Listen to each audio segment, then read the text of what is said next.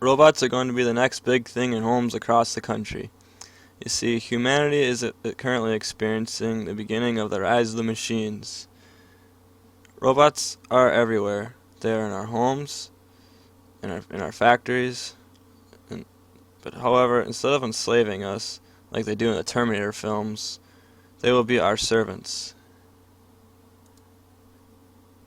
I feel that domestic robots will become cheaper and cheaper, and more people will purchase them due to do the less than desirable tasks around their home. We are a long way from having our own Rosie Jetsons to handle all the cleaning, but the day is getting close. There are many everyday tasks around the home that can be done by a robot. From vacuuming to lawn care, robots can handle it all. Vacuuming the floor is one of the easiest tasks that a robot can handle. There are already countless models that can do this out on the market today. They are also pretty affordable. They typically run from $300 to $600. And one of the advantages to having a robot do the vacuuming is that since it is so small, it can get under the furniture and get into the hard to reach corners that normally require a lot of heavy lifting. The Roomba was one of the first models available, and it was created by a company called iRobot. The Roomba is a small disc-shaped robot that vacuums the floor. It simply follows along a predetermined path and sucks up everything it comes across. It has a built-in collision detection, so if it hits something, it will back up and go around. It doesn't really map its environment, so it does not remember where the objects are in the room, and the path that it follows is created by a pre-programmed cleaning algorithm that has the Roomba start in the center of a room and then goes outward in a spiral pattern. After that, it does along the walls. And the fact that Roombas cannot map their environments is a bit of a disadvantage. It will inevitably hit objects, what will make it go in its spiral path, which will then lead it to miss parts of the floor. The product that I think is going to be the next big thing is the domestic robots, is the Neato vacuum robot. It is different in that it will actually map its environment in order to create the most efficient cleaning path possible. Neato also has a powerful vacuum inside the robot, which allows it to do a more efficient job, whereas opposed to other models are simply just robot sweepers.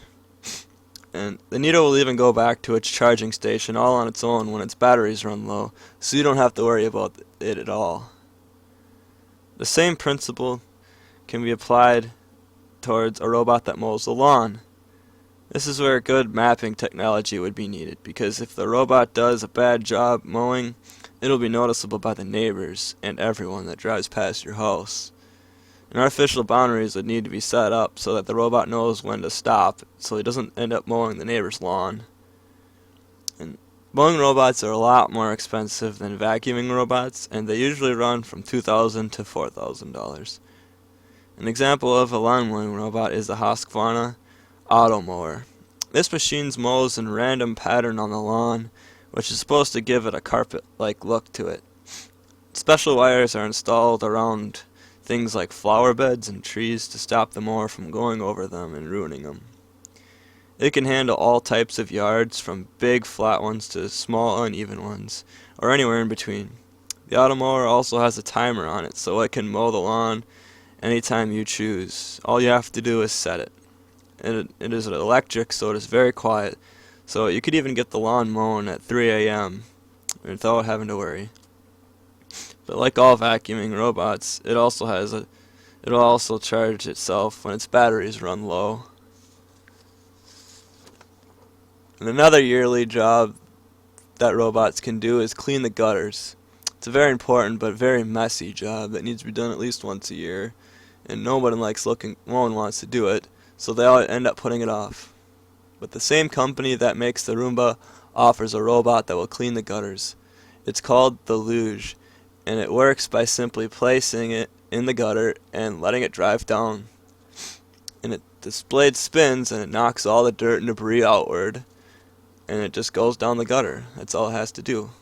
And the advantages of it is it saves a lot of trips going up and down ladders, so it'll help prevent falls from people who will slip, and it'll also be nice for older people with bad knees, and they will appreciate it. And gutter cleaning robots are much simpler than the other domestic robots in that they only have to go in a straight line. They don't have to worry about obstacles or for the correct path planning or anything like that.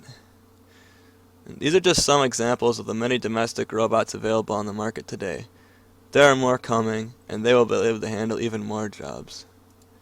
And now we have some discussion questions.